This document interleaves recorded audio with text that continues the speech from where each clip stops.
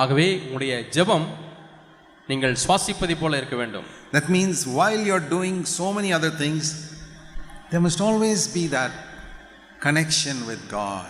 அதனுடைய பொருள் என்னவென்றால், நீங்கள் மற்ற காரியங்களை செய்து கொண்டிருந்தாலும் கூட உள்ளாக தேவனோடு கூட உள்ள ஒரு உறவு உங்களுக்கு இருந்து கொண்டே இருக்க வேண்டும். It's like you plug a fan into the plug point and it's always running.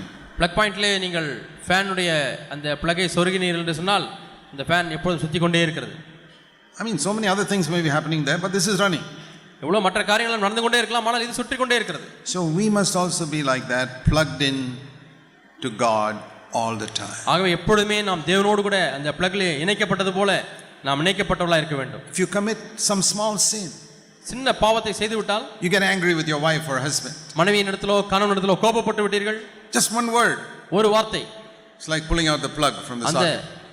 பிளக்கை உருவுவது போல Fan is stopped. ஃபேன் நின்று விடுகிறது. What do? என்ன செய்கிறீர்கள்? Put the plug back in. அந்த பிளக்கை மீண்டுமா எடுத்து அந்த சாக்கெட்ல சொருகுங்கள். If it's really hot, you'll put it immediately. குறிப்பாக அதிகமாக சூடாக இருந்தால் உடனடியாக நீங்கள் ஃபேன்லே பிளக்கை கொண்டு போய் சொருவீர்கள். Maybe you tripped on it accidentally, it came out. நீங்கள் நடந்து செல்லும் பொழுது அந்த வயரிலே கால் பட்டு அந்த வயர் கழண்டு விட்டது. That's how we get angry sometimes. இப்படி நாம் சில சமயத்திலே கோபப்படுகிறோம்.